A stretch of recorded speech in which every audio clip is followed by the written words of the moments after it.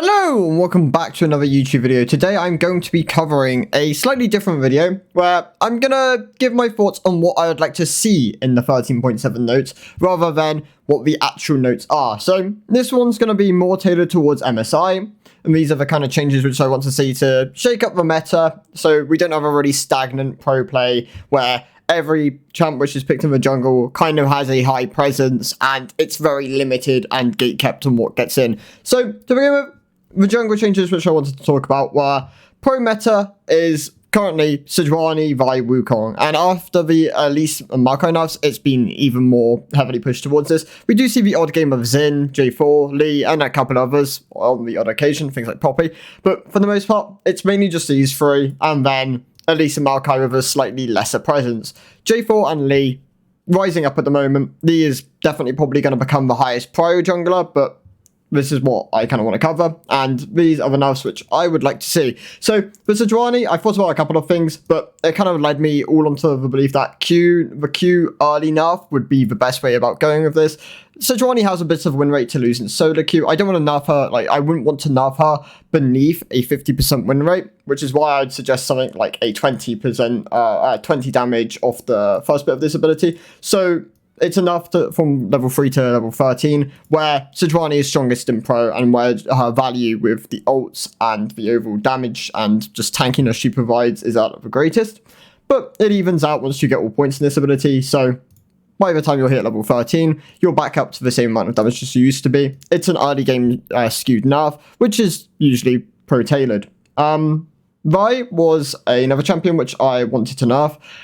Vi's ult is a really big problem in pro play at the moment. People like picking her because of the amount of value it can bring to the table. Being able to just lock down ADCs has insane value, especially in the current meta, which is why nerfing the early cooldown on this by 20 seconds would give more windows where ADCs can play a bit more aggressive without worrying about the early ult on Vi, because there's a lot of CDR within the game, and Vi tends to itemize a decent amount of it through like Survivor Divine Syndera, Radiant Virtue, Lucidities if she chooses to opt into that path. But this shouldn't hurt solo queue that much. It's only 20 seconds early, where that's a lot more valuable in pro and not as valuable in solo queue. So I imagine this would be like a 1% win rate nerf towards solo queue Vi. She does have the win rate to lose. She is around a 52% win rate plus champion, so I don't mind doing something like this and just lowering her presence. My goal here isn't to eliminate the presence of any of these champions. I don't want them disappearing. I just want them to be less than 70%, more towards something like 30-20% kind of presence junglers. Wukong, a chunky enough towards his E jungle modifier. Top Wukong's in a fairly good spot at the moment, so I wouldn't want to hit something which affects both jungle and top. And because Wukong has a jungle modifier, I can nerf this without really impacting top. So doing this should hit Wukong a bit. This was first 10%, it's now 15%. I think I could even swing and get rid of the entire amount because he's still really strong at the moment. He's definitely out there as one of the best junglers in the game. This should be like a 1 to 1.25% win rate nerf. If you were to go a bit harder and get rid of the entire thing, this is probably like a 1.5. Jarvan is probably going to rise up to be a really strong jungler at MSI if he doesn't get nerfed beforehand. So what I suggest is they should probably change the bonus AD ratio, which is the buff they gave him recently, towards a scaling bonus AD ratio, which helps solo queue more, rather than just letting him become a pro problem. And overall, this is a decent nerf. This will probably be about a 1% win rate nerf. I don't mind J4 being the premier jungler in solo queue for a bit. I just want to make sure he isn't 100% presence when it comes to MSI. So, yeah, a 1% win rate nerf. It's, yeah, like I talked about here, it's mainly just a placebo. I don't want to, like, overswing on this champion. And then, yeah, Lee Sin.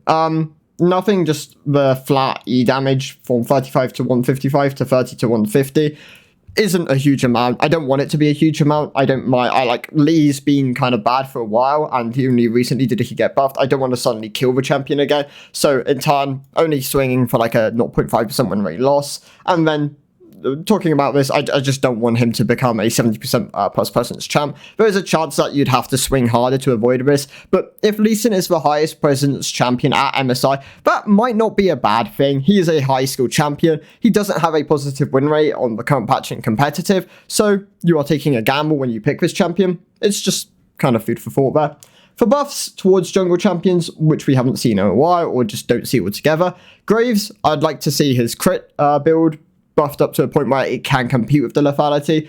B is currently around a 49% win rate champion solo queue. There is room to gain. He doesn't see any pro play. He's popular, but he's nowhere near his peak popularity, which is why I think you can take a bit of a swing and go for like a 3% win rate gain on the crit builds. They are about 3%, 4% worse than lethality at the moment.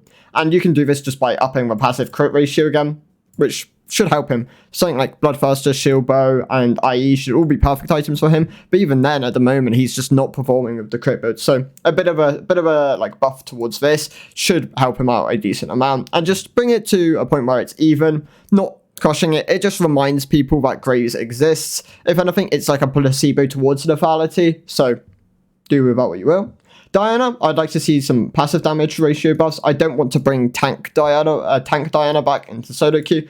That was a big problem for a decent amount of last season. Tank Diana still does work. You go something like a Demonics Radiant. I don't think Jaxo is great on this champion. Or you can go like Demonics into Protobelt, Demonics into Night Harvester. There is a couple options on what you can do with this champion.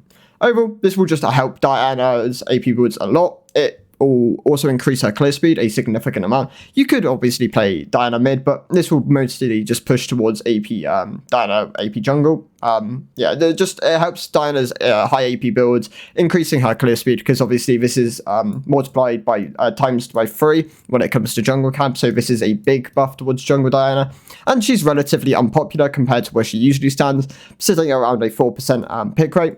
Usually she can sit around 10 and still be a relatively healthy champion. She's a fairly nice champion to have within the meta. She doesn't usually break it in a bad way, and being good within pro allows her to open up chances for AD mids, things like Yasuo, Yone, Morphin, like exciting champions which people enjoy seeing. Things like Aurelia in the mid lane could also take a comeback with something like Diana in the jungle. Shyvana is a champion which I'd like to see have a bit of a return. Diana has a lot of room to gain at the moment. Her AD builds do not do particularly well. She is overall a pretty bad champion at the moment. Well, bad subjectively. She's not performing as well as a lot of the other champions, and I think you can give her a bit of a buff. What I want to do is just make these numbers like nicer to read, and just a general buff towards her early game, and a slight buff towards just the W max playstyle in general, where this will definitely help, because this is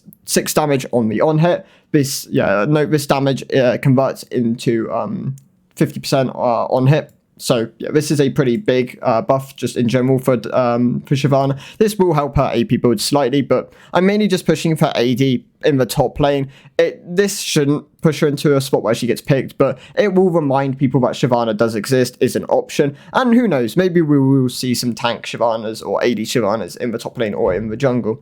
But yeah, it helps both in solo queue as well. Win rate to gain, that's the main thing. Looking for a 1 to 1.5% win rate increase there. Volibear is a champion who isn't really on anyone's radars at the moment. He could do with some buffs, but I don't want to over buff him to the point where he was last season. I just mainly want to go with some like light placebo buffs, something like a slight movement speed increase on the Q. Mana cost reduction, mana cost being flat on the W helps his top lane. His top lane is significantly worse than his jungle at the moment. His jungle isn't bad, but it's not particularly great either. The W damage would go up by 5 at all ranks. And I'm looking for like a 1 to 1.5% win rate gain for jungle and top. This just reminds people that Volibear exists, including more in the notes would like encourage people to play it, because it seems more than it actually is. And overall, just give him some pro presence. That is the goal. I don't want to become overbearing. I just want him to have like a 10, 15% or 5-10%. Something like that. So yeah, these are some none of these are particularly egregious. The Diana one is the biggest out of all of them here. There is a chance that this is an overswing, but from a history of like how Diana functions, this isn't too big and it would probably have been fine. So yeah, those are the buffs towards jungle. This would shake up the meta a significant amount. Just being able to have like most of these champs have presence in pro play already opens up a lot more avenues for other champions as well. Things like Lilia, already decent, close to being picked in certain situations. Udyr is really good, Karthus is really good, Viego's on the rise as well. Just not doing it as well as like Lee and Jarvan at the moment. So those are all things to note. For flex picks, I wanted to know a couple of champions. There's a couple of really strong ones at the moment. Gragas is really powerful as a three-way flex pick across top, mid, and jungle. Just nothing down his early passive sustain from 1 through 6, and then evening it out at 11 with some base MR nerfs. Overall, not too much of a swing of a champion. This is a decent amount of sustain to lose early on into the game, but you will be losing about 50 to 100 from first back with the 1% loss on the sustain. So it's pretty big, but it's mainly just there to stop him from being able to nullify every single lane he's in, and just opening up windows where you can punish the champ overall. Just nerfing his early sustain and MR will hurt his blind ability and flexibility. I don't mind the full AP one-shot Gragas builds. They do have drawbacks, and whereas the Roa Seraph builds, he becomes incredibly tanky and still does a ridiculous amount of damage, which is the kind of build which I want to hit here. Just overall nerfing the sustain and a magic resist will hurt higher health builds. That's just how it works. 1 to 1.5% win rate loss. Top jungle mid is what I would aim for. I don't want to over nerf his top lane. Top lane is probably where he is weakest solo queue wise, but then maybe strongest pro play. Mid lane is obviously on the rise as like probably a better pick where Gragas can go. So yeah, just keep that note. But overall, just trying to make it so Gragas isn't a really high presence champion, but still has options. I don't want to eliminate the champ from pro. I just want to make him slightly weaker and less blindable. Annie is really strong at the moment in both solo queue and pro, really starting to build up in presence. Gonna get close to the 100% or like high 90s, 80s this patch. Just nothing with the passive, stun duration, and the E shield by 20 is a pretty big swing of a champion, but overall, I'm only looking for like a 2%. I'd say this will probably be around a 2% win rate to 2.5% win rate nerf on the champion. I don't want to go any further than that. I think the champ should have an above 52% win rate, and over nerfing the champ would be it wouldn't be great because she's a very simplistic champion, and you don't want the win rate to be too low on this. But yeah, both support and mid are really strong at the moment. She has good setup. Just nothing her overall setup and her support value does hurt her, but not trying to kill the champion. Just make it not as flexible and strong as it is.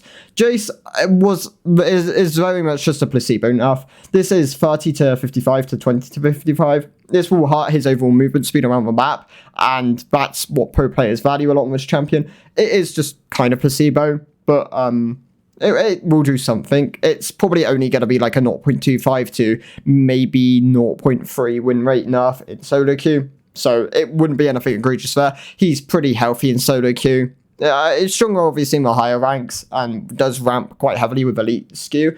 But pro is where he's going to really begin to become a problem. And I just want to nerf his overall flexibility in both top and mid. And this will just hurt his presence. And yeah, I think that's good because I don't want him becoming too much of a problem. Others, just nothing Rakan, because Zai Rakan is really strong at the moment. It's a really good pairing. And with a lot of the ADC nerfs going on at the moment, I kind of just want to tap Rakan down a bit because he's probably the strongest support on the patch, well, alongside Annie, as an engage option. So just nerfing his base health, making him more punishable, whilst also increasing his health growth to a flat number, just overall makes the champ slightly more punishable. And yeah, doesn't matter as much later on, of course, when you're getting a bit more of the health back. But yeah, definitely just makes the champ a bit more punishable. Qmax is obviously rising up to be probably the strongest way to build a card. In that case, then you would nerf Qmax by, like, you'd nerf the high end of Q rather than doing this. But as most people still opt into Wmax, I don't want to nerf it before it really starts to build up, because I want them to be like a healthy option. Do you want to sustain through more of the poke, or do you want to do more damage on the engage? I want to keep it as an option. Other champions to note would be things like Cassante and LeBlanc. Both of them are pretty strong in presence at the moment. I just don't want to really nerf either of the two. LeBlanc hasn't seen a decent amount of play and is only starting to really build up in like traction, and I don't think she's too bad to have in pro play. Cassante is a pretty weak solo queue champion.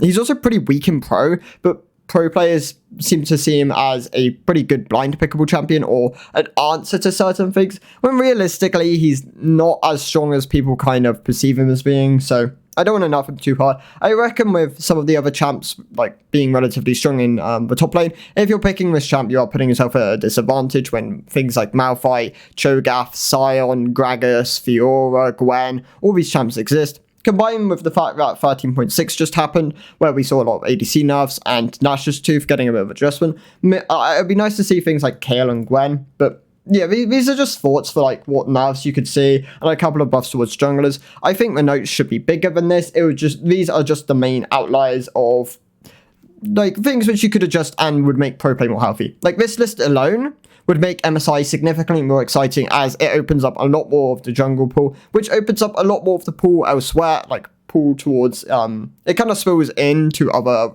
lanes where you can start picking other options. Of course, if you like Diana's viable, Pantheon's viable, and Pantheon's good at the moment, and because Pantheon's suddenly getting picked, you have answers to Pantheon, and then, yeah, it kind of stems from that. So, just a shake-up, that's what I would want to look for, and I'd like to know what your opinions are. What other changes would you like to see? Would you do anything different? And just, yeah, give me your thoughts. So, thank you guys for watching. I'll see you in the next one. Goodbye.